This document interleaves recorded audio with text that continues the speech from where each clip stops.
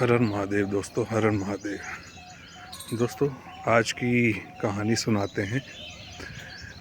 एक बार की बात है दोस्तों, कुछ बूढ़ी अम्मा आपस में बहस कर रही थी और बहस का टॉपिक ये था, हर कोई अपने आप को बड़ा बताए कि मैं महान, मैं महान।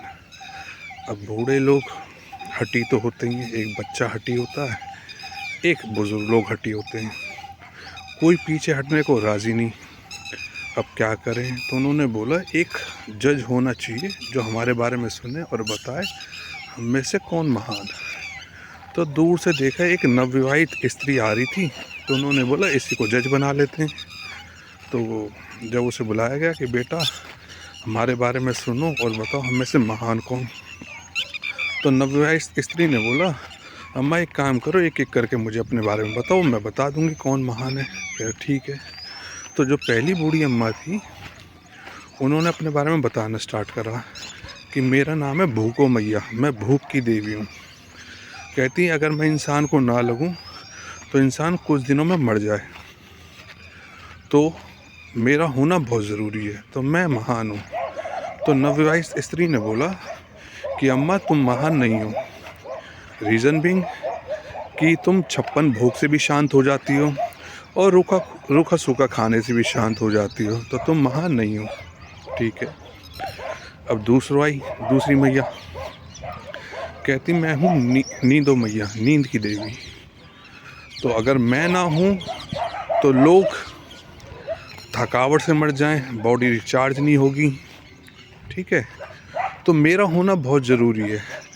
तो उसी स्त्री ने बोला कि माता आप भी महान नहीं हो, रीज़न बिंग आप मखमल के गद्दे पे भी आ जाती हो और आने को आप फर्श पे भी आ जाती हो, तो आप भी महान नहीं हो।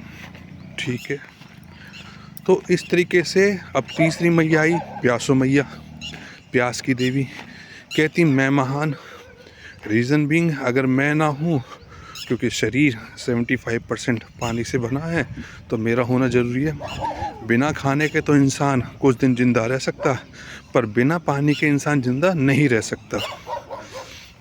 अब उस स्त्री ने बोला, नवविवाहित स्त्री ने, कि मैया आप भी महान नहीं हो, रीज़न बिंग कि आप गंगा जल से भी शांत हो जाते हो और साधारण पानी से भी शांत हो जाते हो, और जो जितने जल्दी पीते हो उतनी जल्दी शांत हो जाते हो। तो कहते आप भी महान नहीं। ठीक है। अब ऐसे कर करके एक एक करके सब ने अपने बारे में बताया। ठीक है। अब लास्ट में एक थी आशा मैया, उम्मीद की देवी। तो कहती जब उन्होंने अपना नाम बताया ना, आशा मैया, तो नवविवाहित स्त्री ने कुछ नहीं सुना। कहती माता आप ही महान हो, रीज़न बीइंग कि जीवन में एक उम्मीद ही तो है जो होनी ज़रूरी है। एक उम्मीद ही तो है जो रंग को राजा बनाती है, और एक उम्मीद ही तो है कि आप रात को सोते हो तो एक उम्मीद के संग सोते हो कि हाँ अगली सुबह होगी। ये उम्मीद ही तो है। डिप्रेशन का आदमी क्यों बाहर निकल के आता है? क्योंकि उसे उम्मीद होती है कि दिन अच्छे आएंगे।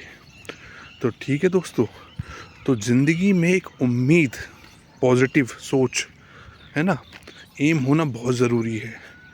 तो उम्मीद करता हूँ दोस्तों कि उम्मीद की मैया ने आपको ये कहानी अच्छी लगी होगी। हर हर महादेव दोस्तों, हर हर महादेव।